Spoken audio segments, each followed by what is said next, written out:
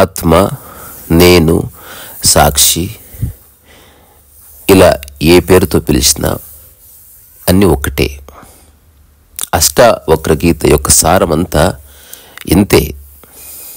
So ఏం జరిగినా అన్నిటికీ సాక్షిగా ఉండు, చూసి స్థితిలో అట్లా ఉండు. జరిగేవి జరుగుతూ ఉంటాయి, చేసేవి చేస్తూ ఉంటాయి. అనవసరంగా కర్తాభావనని నీ ఆత్మకి జోడించకు, కర్తాభావనని నేను అనే దానికి జోడించకు, కర్తాభావాన్ని సాక్షికి జోడించకు. కలపకూడని రెండు విషయాల్ని కలిపి నువ్వు దిగులు చెందకు. ఇదే అష్టావక్రగీత సారమంతా కూడా. సో పక్షులు అరుస్తాయి అకారణంగా, పూలు విరబూస్తాయి అకారణంగా. అలాగే ధ్యానం అకారణం, జీవితం అకారణం, సాక్షి అకారణం. శ్వాస వస్తుంది పోతుంది అకారణంగా. మిగతా అన్ని పనులు జరుగుతున్నాయి. అట్లా జరుగుతున్న అన్ని పనులు నీ వల్లే అయినప్పటికీ, వాటన్నిటికీ కార్యకారణాలు ఉన్నప్పటికీ వాటి యొక్క ఫలితాన్ని నీ మీద రుద్దుకోకు. వాటి యొక్క ఆకారాల్ని, వాటి యొక్క రుచిని, వాటి యొక్క వాసనని ఆత్మకు జోడించే ప్రయత్నం చేసినప్పుడే బాధ వస్తుంది అని చెప్తుంది అష్టావక్రగీత. జనకుడు చెప్పినా, అష్టావక్రుడు చెప్పినా ఇంతే. ఈరోజు అష్టావక్రగీత 14వ అధ్యాయం 38వ టాకులో ఇంకొన్ని అద్భుతమైన విషయాలు తెలుసుకుందాం. మిగతా అన్ని శాస్త్రాల్లో ఒక సూత్రం చెప్పేసి అక్కడి నుంచి పక్కకు జరిగిపోతారు. జనకుడు, అష్టావక్రుడు సమాధి స్థితి యొక్క మూలంలోకి రకరకాలుగా వెళ్ళే ప్రయత్నం చేస్తున్నారు. దాన్ని రకరకాలుగా వ్యక్తపరిచే ప్రయత్నం చేస్తున్నారు. ఇంతవరకు ఇలాంటి ప్రయోగం ఎవరు చేయలేదు. సో మిగతా అన్ని సాంప్రదాయాల్లో లేదా ఆధ్యాత్మిక శాస్త్రాల్లో నువ్వు ఏదో చేయాలి, నువ్వేదో అనుష్ఠానం చేయాలి, నువ్వేదో మొండిపట్టు పట్టాలి, హఠయోగం చేయాలి, ఆ యోగం చేయాలి, ఈ యోగం చేయాలి, లేదా శ్వాస మీద ధ్యాస పెట్టాలి, ఏవేవో ఉన్నాయి. అలా చేస్తేనే ముక్తి, మోక్షం. సో మొట్టమొదటిసారి జనకుడు చెప్తున్నది, అష్టావక్రుడు ప్రతిపాదిస్తున్నది ఒకటే. నీ మోక్షస్థితిలోనే ఉన్నావు. నువ్వు గృహస్థుగా అయినా పర్వాలేదు, నువ్వు ఉద్యోగిగా అయినా పర్వాలేదు, విద్యార్థిగా అయినా పర్వాలేదు. వయసుకు సంబంధించిన విషయం కాదు. నేను అనే స్థితికి, సాక్షికి వయసుతో పని. అది ఎప్పటికీ మారదు. జ్వరం వచ్చినా, వయసు పెరిగినా, నువ్వు అందంగా ఉన్నా, ఈ దేశంలో ఉన్నా, ఆ దేశంలో ఉన్నా, ఏ సీజన్లో ఉన్నా, నేను ఎప్పుడు స్థిరంగా ఉంటుంది. ఇది కాస్త సమయంలో ఎవరికైనా అర్థమయ్యే విషయం. సో ఒక జ్యోతిని చీకట్లోకి తీసుకెళ్తే ఎట్లాగైతే చీకటి తక్షణమే అట్లా మాయమైపోతుందో, ప్రత్యేకంగా చీకటిని పారద్రోడవలసిన అవసరం లేదు. సరైన జ్యోతి చాలు. సో అష్టావక్ర గీత యొక్క సారమంతా ఇంతే. సాక్షి అనే జ్యోతిని నీ జీవితంలో తీసుకెళ్ళు. తద్వారా చీకటి వెళ్ళిపోతుంది. అప్పుడు నువ్వు చీకటి కోసం వెతకక్కర్లేదు. నేను తెచ్చిందే జ్యోతిని, చీకటిని పట్టుకోవడానికి. ఆ చీకటిని పట్టుకొని దాన్ని మెడబట్టి బయటికి కంటేస్తానని చెప్పవలసిన అవసరం లేదు. అదంతా అజ్ఞానం. సో ఈరోజు చాప్టర్ 14వ చాప్టర్ చాలా చిన్నది. 4 సూత్రాలే ఉంటాయి. ఒక 2 సూత్రాలు ఈరోజు చెప్పుకుందాం, మిగతా 2 రేపు చెప్పుకుందాం. ప్రతి ఒక్కరూ అర్థం చేసుకోవాల్సిన సూత్రాలు. ఈరోజు చెప్పబోయే ఈ సూత్రం గోడ మీద రాసి పెట్టుకోదగ్గ, దాని సారం అంత అద్భుతమైంది. అసలు ప్రతి ఒక్క వ్యక్తికి సంబంధించింది ఇది. నిజానికి ఈ సూత్రం అర్థమైతే నువ్వు ప్రపంచంలోనే ఉంటూ, ఉద్యోగాలు చేస్తూ, పిల్లలతో ఆడుకుంటూ, సంసారాలు చేస్తూ కూడా అంతర్గతంగా నువ్వు ముక్తిని అనుభవించవచ్చు. ముక్తి, మోక్షం అంటే పారిపోవడం ద్వారా వచ్చే స్థితి కాదు, విషయాన్ని విషయంగా చూడడం ద్వారా వచ్చే స్థితి. ఈరోజు సూత్రంలోకి వెళదాం. ప్రకృత్యా శూన్యచిత్తోయ ప్రమోదాద్భావభావనా నిద్రితో బోధిత ఇవ క్షీణ సంస్మరణో హి స.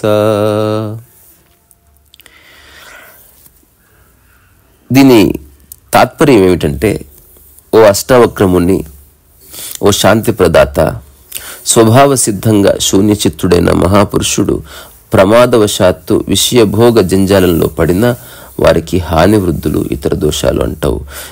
ఆ ఋషి నిద్రిస్తున్నా మేలుకున్న సమానమే. ఆ యోగి సంసార దోషరహితుడి సుమ. ప్రారబ్ధవశంగా పూర్వ విషయానురాగాలు గలవాడు భావభావనుడు. సో అన్ని ట్రాన్స్లేషన్స్లో ప్రకృత్యా శూన్య చిత్తోయ ప్రమాదాద్భావ భావన అనుంది. ప్రమాదాద్భావ భావన దాన్ని ఆధారం చేసుకుని ఎవరైతే అనువదించారో, స్వభావ సిద్ధంగా శూన్యచిత్తుడైన మహాపురుషుడు ప్రమాదవశాత్తు విషయభోగ జంజాలంలో పడతాడు. పడినప్పటికీ అంటుకోవు, కానీ ప్రమాదవశాత్తు పడతాడు. సో ఇది వ్యాఖ్య చేసినప్పుడు ఓషో ఇక్కడ ప్రమాద అనే పదం ఎవరైతే గ్రంథస్థం చేశారో వాళ్ళు అట్లా రాసినట్టున్నారు. అక్కడ ప్రమోదవశాత్తు అని ఉంటే బాగుండేదేమో. అందుకని ప్రమోదవశాత్తు అర్థవంతంగా ఉంది, ప్రమాదవశాత్తు అనేది అన్కాన్షియస్గా ఉంది అని చెప్పినప్పుడు 2011 ప్రాంతంలో నేను ఏకీభవించిన, బికాజ్ అప్పుడు సాక్షి స్థితిని చూస్తున్నాను కాబట్టి. సో స్వభావ సిద్ధంగా శూన్యచిత్తుడైన మహాపురుషుడు ప్రమోదవశాత్తు విషయభోగ జంజాలంలో పడతాడు. ఎందుకంటే ప్రపంచంలో ఉన్నప్పుడు నువ్వు ఏదో ఒకటి చేయవలసి వస్తుంది, పక్క వాళ్ళ కోసమైనా ప్రపంచం కోసమైనా. అది ప్రమాదం ఏమీ కాదు. లోపల తెలుస్తుంది ఏది నాకు అంటుకోదని, అంత ఆట అనుకుని చేస్తావు. అట్లా నువ్వు పట్టుకున్నా పట్టుకోనట్టే, పట్టుకోకున్నా పట్టుకున్నట్టే. అతను సంసార దోషరహితుడు. ప్రారబ్ధవశంగా పూర్వ విషయానురాగాలు ఏమి అంటుకొని ఒక అతీత స్థితిలో ఉన్నవాడు. ఈ సూత్రం ఎంత పరమాద్భుతమని చెప్పండి.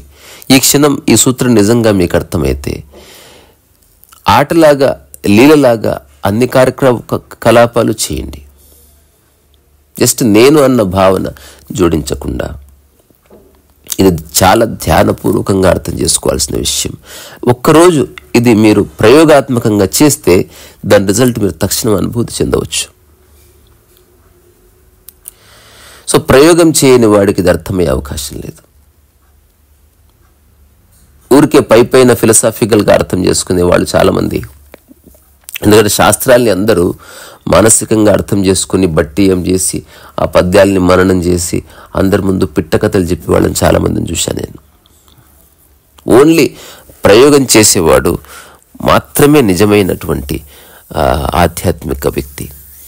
మిగతా వాళ్ళంతా జస్ట్ టాకింగ్ టామ్స్ అంతే. చిలుకలు మాట్లాడితే చూసావా, ఏదన్నా ఒక పదం నేర్పిస్తే మాట్లాడుతుంటే రిపీట్ చేస్తుంటే అట్లా. మౌఖికంగా అర్థం కావడం వేరు, బౌద్ధికంగా అర్థం కావడం వేరు. జనకుడు చెప్తున్నది అంతఃకరణలో మార్పు రావాలి.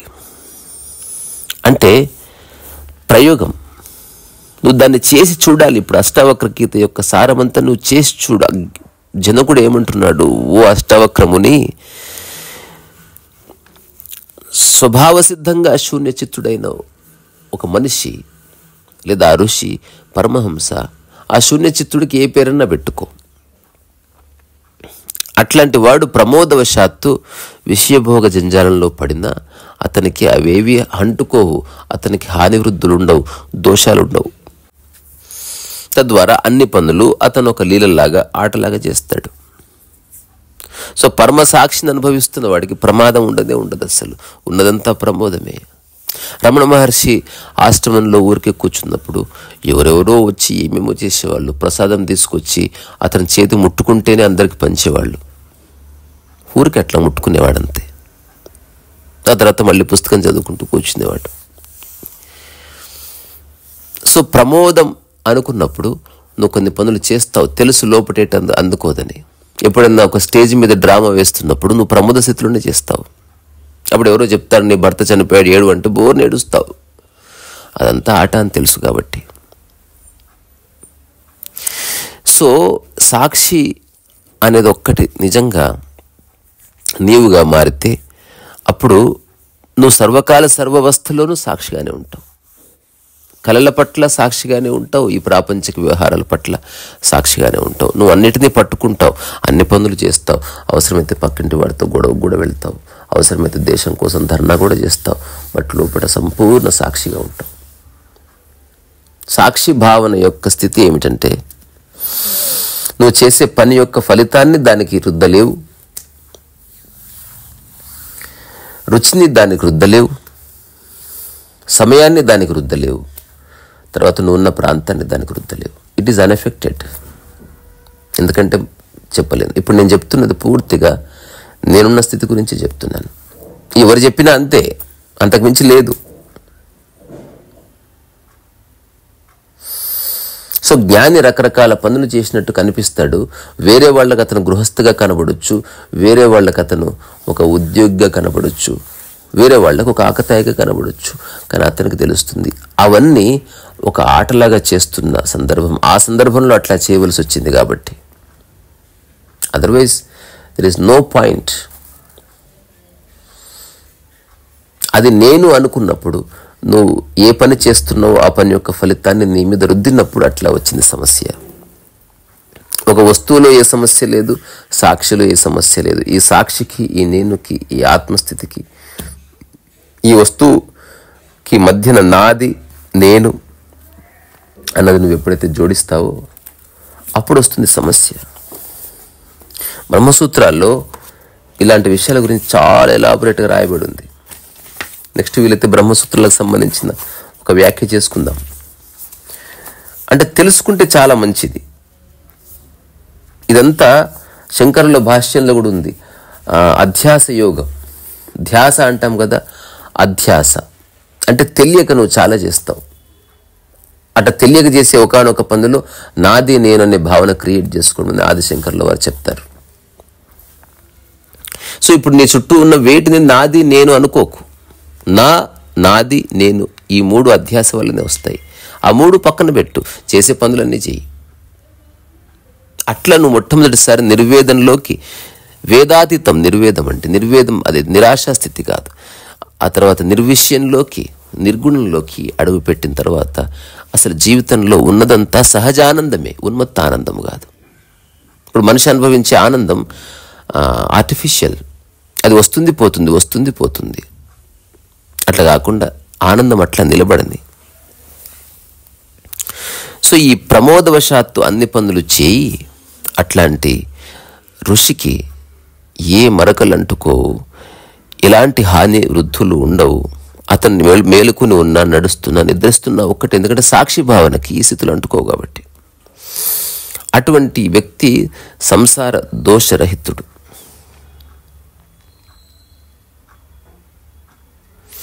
సో ఎప్పుడైతే అన్ని పనులని నువ్వు వాటిలాగా చేస్తూ పారిపోవట్లే, జస్ట్ సాక్షి స్థితిలో అట్లా ఉన్నావనుకో,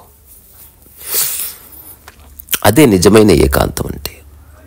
ఏకాంతం అంటే పారిపోయి రూమ్లో తలుపేసుకుని ఉండడం కాదు, అది ఒంటరితనం. You are longing for something, ఏదో కోల్పోయిన భావన. ఏకాంతం కోల్పోయిన భావన కాదు. రామకృష్ణ పరమహంస కూడా చెప్పేవాడు, ఏకాంతం అనుభవించాలంటే మార్కెట్ ప్లేస్కు పో. నీ ధ్యానము, నీ ఏకాంతము ఇట్లా ఏకాంత మందిరాల్లో కాదు. నిజంగా నిన్ను డిస్టర్బ్ చేసే సందర్భాల్లో వచ్చినప్పుడే తెలుస్తుంది నీ ధ్యానం ఏమిటి, నీ ఏకాంతం ఏమిటని. అక్కడ నువ్వు సంపూర్ణ ఎరుక అవసరం. ఇప్పుడు పడవలో నిలబడ్డప్పుడు ఆ పడవలో ఉన్న ఒక రాడు పట్టుకుని నిలబడ్డావు. పడవ ప్రశాంతంగా ఉన్నప్పుడు రాడు పట్టుకోవాల్సిన అవసరం ఏమిటి? సో ఆ రాడ్ ఎరుక నీకు నిజంగా పట్టుకోవడం వచ్చారు, అది ఎప్పుడు తెలుస్తుంది? హఠాత్తుగా అలల మధ్య పడ్డప్పుడు ఏం జరిగినా ఆ రాడ్డు వదిలిపెట్టకుండా పట్టుకున్నావు. అట్లా సాక్షి నీవై ఉన్నప్పుడు ఏం జరిగినా పర్వాలేదు. చూసేవాళ్ళకి అనిపిస్తుంది నువ్వు అరుస్తున్నట్టు, నువ్వు కేకలేస్తున్నట్టు, నువ్వు బాధపడుతున్నట్టు. అవి ఆ సందర్భం వల్ల ప్రారబ్ధవశం చేత నీ మనస్సు, నీ శరీరం చేసేది. ఎంత పెద్ద జ్ఞానికైనా ఒక తొడ మీద ఒక వాత పెడితే కుయ్యో మొర్రో అని అరుస్తాడు, నిజంగా అరుస్తాడు, నిజంగా ఏడుస్తాడు. అతనికి ఏ ఇన్హిబిషన్స్ లేవు, ఉండవు. కానీ లోపల నిశ్చలంగానే ఉంటాడు. శరీరం అరిచింది అని తెలుసుకొని ఆ పని చేస్తాడు, జరిగేలా చూస్తాడు.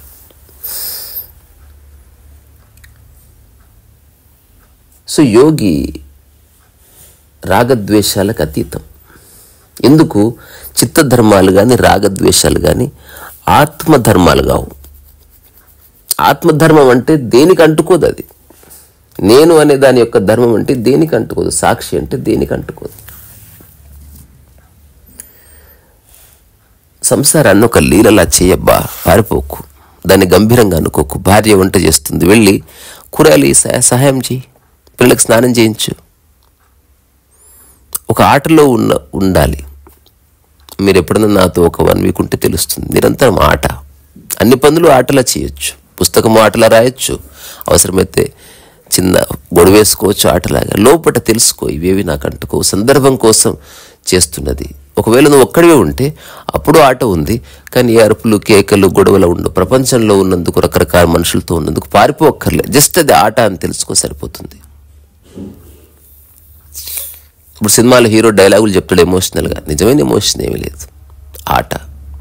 అది అవగానే కట్ అవగానే అందరు చప్పట్టు కొడతారు, నవ్వుతారు, టీ తాగుతారు, కంగ్రాచులేషన్స్ అంటారు, ఈసారి ఇంకా బాగా ఏడుస్తారు అంటాడు. ఆట. సినిమా అయితే ఏమిటి, రియల్ లైఫ్ ఏమిటి, అన్ని సందర్భాల్లోనూ ఆట అనుకో. వీలైతే సినిమాలో యాక్ట్ చేయడమే బాగుంది కదా, ఏ బాధ లేదు, ఇంటికి వెళ్ళి హాయిగా మళ్ళీ పని చేసుకోవచ్చు. అందరూ గంభీరంగా ఉండాల్సిన చోట సరదాగా ఉంటున్నారు, సరదాగా ఉండాల్సిన చోట గంభీరంగా ఉంటున్నారు.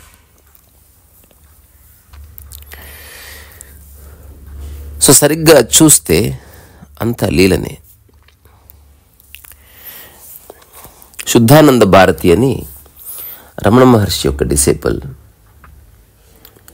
కొంతకాలం రమణ మహర్షిని గమనిస్తూ అతను శిష్యుడిగా ఉన్న తర్వాత అందరూ అనుకున్నారు ఇతను రమణ మహర్షి దగ్గరే ఉండిపోతాడని. కానీ ఆట. ఇతనికి అనిపించింది అరబిందో దగ్గరికి పోవాలని. అప్పుడు ఎవరిని అడిగాడు? మళ్ళీ రమణ మహర్షిని అడిగాడు. రమణ మహర్షి గారు, నేను అరబిందో దగ్గరికి వెళ్తానండి. మిగతా వాళ్ళంతా ఆశ్చర్యపోయారు, రమణ మహర్షి దగ్గర ఎందుకు ఉండవు? ఇది ఏమో, అక్కడికి వెళితే బాగుంటుంది అనిపిస్తుంది. సో రమణ మహర్షి చెప్పాడంటే వెళ్ళు. ఎందుకంటే ఎక్కడికి వెళ్ళినా సాక్షి ఒకటే. ఎక్కడికి వెళ్ళినా మనిషి అర్థం చేసుకోవాల్సిన మూలం ఇంతే, ఇంతకు మించి ఏమి లేదు. ఆశ్రమంలో ఏమి లేదు, ఆశ్రమంలో ఉన్న గురువు గారు అనే వ్యక్తితో సంబంధం లేదు. సో శుద్ధానంద భారతి వెళ్ళిపోయి 25 ఏళ్ళు అరవిందో ఆశ్రమంలోనే ఉన్నాడు. సో అరవిందో ఆశ్రమంలో ఉండి అక్కడ ఒక పుస్తకం రాశాడు, శ్రీ రమణ విజయం. ఇది ఎక్కడి వింత, అందరు ఆశ్చర్యపోయారు. నువ్వు అరవిందో ఆశ్రమంలో ఉండి రమణ విజయం ఎందుకు రాస్తున్నావు? ఇదంతా ఆట. ఎక్కడున్నా ఒకటి విషయం అదే. అక్కడే ఉంటేనే రమణ విజయం రాయాలని లేదు, రమణ మహర్షి దగ్గరే ఉండి నేను జీవితాన్ని అర్థం చేసుకోవాలని లేదు. నా శరీర ధర్మాలని బట్టి, నా మనసుకు బట్టి అరవిందో నచ్చాడు, కానీ మూలం రమణ మహర్షి.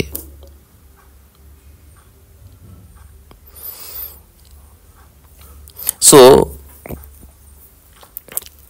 కోరికతో ఒక మనిషి ఏదైనా కర్మ అనుభవించినప్పుడు దాని యొక్క ఫలితాన్ని అతను ఆత్మకు జోడించి అట్లా బాధపడతాడు. సో ఇందులో ఒక చిన్న ఎగ్జాంపుల్ ఉంటుంది. ఒక వ్యక్తి గృహం కట్టిస్తున్నాడు, అందులో ఉన్న బాగోగులు, కష్టాలు, కన్నీళ్ళన్నీ యజమానికి ఒక 4 గంటలు ఇచ్చిపోయే కూలి వాడికి ఏం పట్టవు కదా. అట్లా ఈ ప్రపంచంలోకి నువ్వు 4 రోజుల కోసం వచ్చావు, అనవసరంగా గంభీరంగా తీసుకోకు. నువ్వు ఒక ఇల్లు కట్టవచ్చు, ఒక సినిమా తీయవచ్చు, ఇంట్లో సంసారం చేయవచ్చు.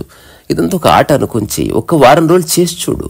హఠాత్తుగా ఏదో కప్పు పగిలింది, బయటకు ఊరికి అరువు, లోపల తెలుసుకో కప్పు ఉన్నాయేమి కాదు, లేకపోయినవి కాదు. నువ్వు పుట్టినప్పుడు ఏ కప్పు తెచ్చుకోలేదు, పుట్టిన తర్వాత చాలా కాలం ఆ కప్పు లేదు, ఎంత బాగున్నావు అసలు. ఇప్పుడు ప్రపంచంలో ఎవరెవరి దగ్గర చాలా వస్తువులు ఉన్నాయి, అవన్నీ ఎక్కడెక్కడ ఉన్నాయి, అందుకే నువ్వు ఆనందంగా ఉన్నావు. ఏదో ఒక దాన్ని నీ దగ్గర తెచ్చుకొని దానికి గీతలు పడ్డాయని, దానికి సుట్టబడిందని, వీడు ఇట్లా చేస్తున్నాడని, వాడు అట్లా చేస్తున్నాడు. నువ్వు ఎప్పుడైతే లీలలాగా ఉండి ఒక మనిషిని జడ్జి చేయవో, అందరు నీతో అన్ని విషయాలు చెప్పుకొని అందరూ మారుతారు. ఇది చాలా చాలా ఎఫెక్ట్ చేసేటువంటి స్థితి. నువ్వు నిజంగా లోపల ఇంపాక్ట్ లేకుండా సర్వకాల సర్వవస్థలో సాక్షిగా ఉండి ఒక ఆటలాగా ప్రమోదవశాత్తు అన్ని చేసావనుకో, నీ చుట్టూ అంతా ధ్యానమయం అయిపోతుంది.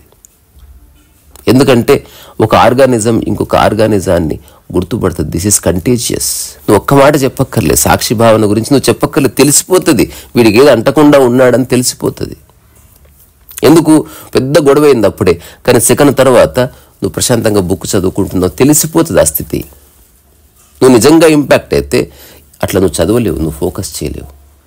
సో సాక్షి అన్నది ఒక సహజమైన ప్రకృతి స్థితి. అది చెట్టు వచ్చింది, గాలి అట్లా ఊగింది, గాలి వెళ్ళిపోయింది, చెట్టు ఆగిపోయింది, మళ్ళీ స్థిరంగా ఉంది.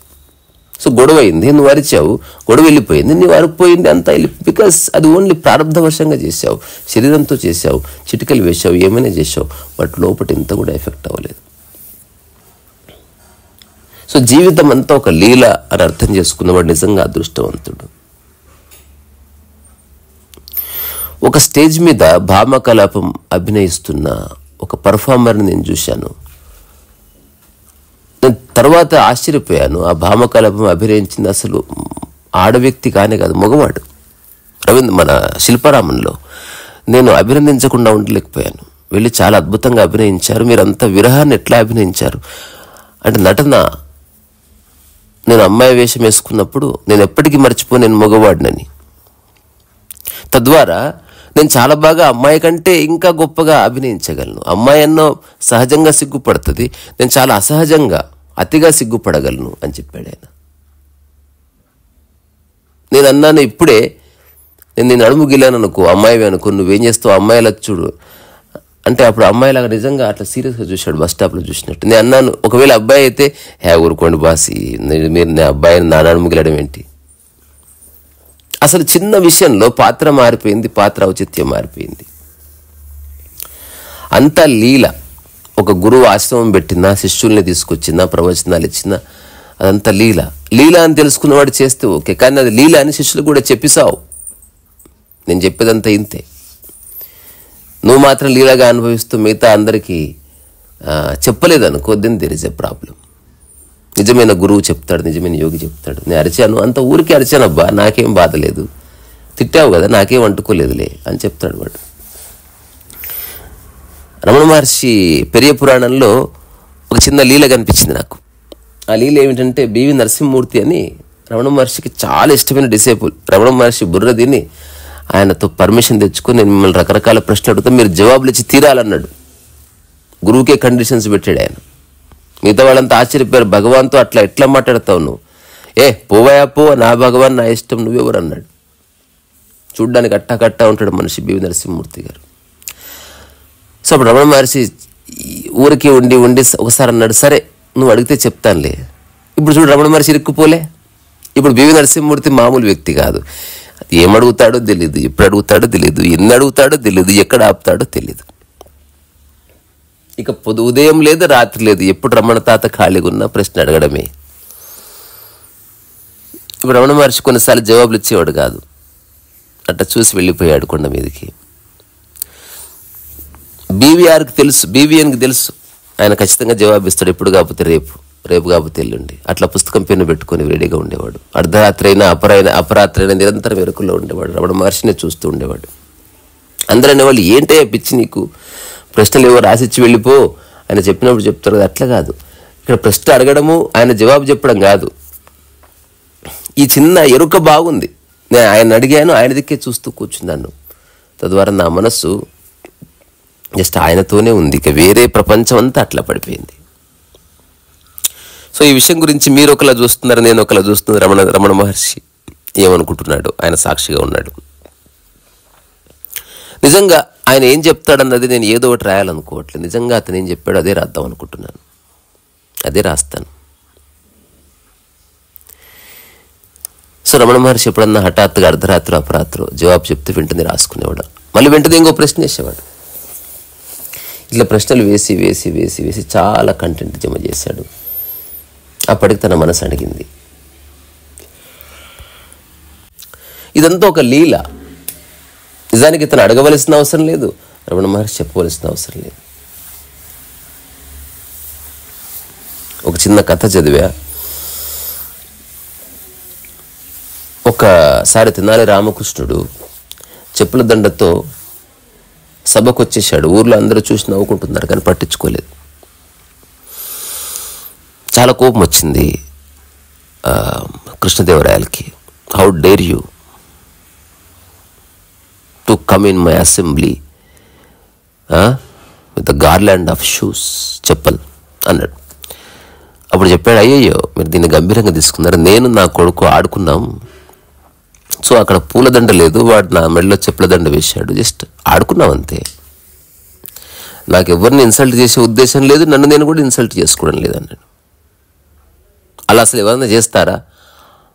ఆట కోసం అన్నా ఎవరైనా ఇట్లా చేస్తారా? ఎవరు ఇట్లా చేయరు. This is unconscious acting. ఇంకోసారి ఇట్లా చేస్తే మెడిరగొడతా అన్నాడు. సరేనండి, నేను ఆటలో ఆడుకుంటూ టైం అయిపోయిందని మర్చిపోయే వచ్చేసాను.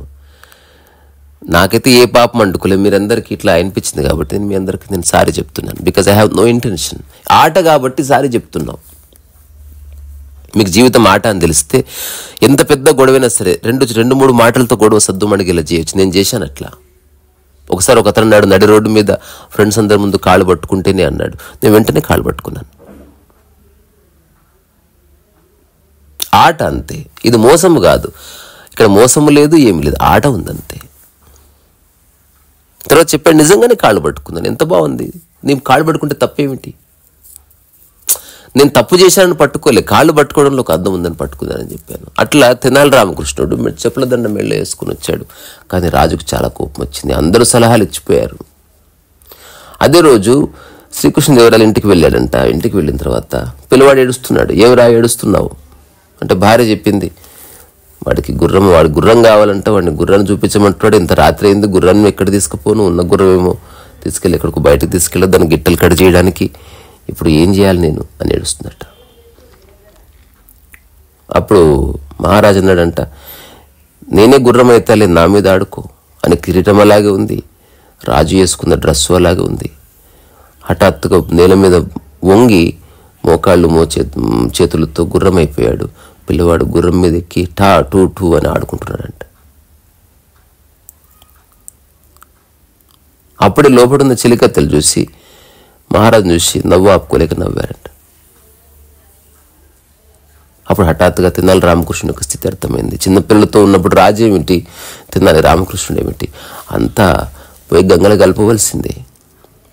ఇప్పుడు తల్లిదండ్రులందరికీ తెలుసు, పిల్లల సమక్షంలో ఎన్ని చేస్తారో ఆటలాగా, అది ఎందుకు పెద్దల సమక్షంలో చేయరు? దానికి ఒక కారణం కూడా ఉందిలే, పిల్లలు నిర్దోషులని తెలుసు కాబట్టి. సాక్షి భావనకు వచ్చిన తర్వాత నీకు తెలుస్తుంది అందరూ నిర్దోషులే.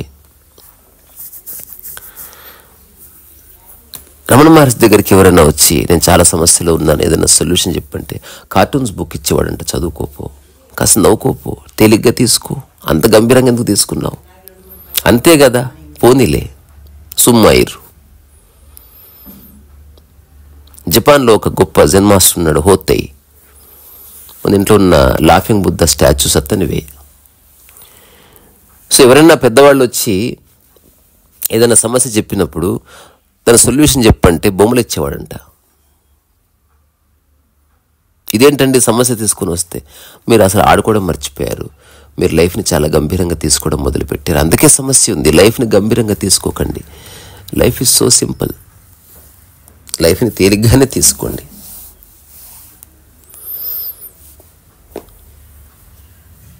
సో ఆత్మజ్ఞానికి ఏ దోషాలు అంటుకో. వేరే వాళ్ళ సమక్షంలో ఉన్నప్పుడు అట్లా ఒక్కొక్కసారి పూర్వ విషయ స్ఫురణ కలిగినప్పటికీ అట్లా ఏదన్నా పని గనక చేయవలసి వచ్చినప్పుడు ఏదేమైనా సరే అతను తన స్థితి నుంచి బయటికి రాడు. తనకి ఏది అంటుకోదంతే. ఇప్పుడు చెప్పిన ఈ చిన్న విషయం మీకు అర్థమైతే ఈరోజే చేసి చూడండి. చిన్నపిల్లల ముందు అన్ని పిచ్చి పనులు చేస్తాం కదా, ప్రారంధవశాత్తు అది ఆటలాగే చేస్తాం. అలాగే మీరు ఆఫీస్లో కూడా ఒకరోజు ఆటలాగా అంతా పని చేయండి. ఎవరైనా చెప్తే సరే బాగా చేస్తాను, ఎవరోదో చెప్పారు, తప్పు ఒప్పుల వైపు పట్టింపులకు వెళ్ళకండి. ఒకసారి చేసి చూడండి, మీకు తెలుస్తుంది. సాక్షి స్థితిలోకి ఒక్కసారి నిజంగా మీరు వస్తే అన్ని పనులు ఆటలాగా చేసి ఏది మిమ్మల్ని ఇంపాక్ట్ చేయని స్థితి నిజమైన జ్ఞానం అని తెలుస్తుంది. జ్ఞానం అంటే పుస్తకాల ద్వారా వచ్చేది కాదు. తెలుసుకో ఈ క్షణమే ఏది నీకు అంటుకోదని. ప్రస్తుతానికి ఇంతే. రే సరస్వ వయసా. ఇక్కడి నుంచే మీలో ఉన్న అష్టావక్రుడికి, జనకుడికి, రమణ మహర్షికి, రామకృష్ణ పరమహంసకి, అట్లాగే అడవిలో ఉన్న పులికి, పాముకి నేను ఇక్కడి నుంచి శిరస్సు వచ్చి నమస్కారం చేస్తున్నా. మీలో ఉన్న అనామకుడుతో నాలో ఉన్న అనామకుడు మాట్లాడుతున్నాడు. అదే నిజము, అదే సత్యం, అదే శాశ్వతం. అనామకత్వమే శాశ్వతత్వం. నామరూపరహితంలో నీ మనసు ఉండడమే ఎరుక అన్న సాక్షి అన్న.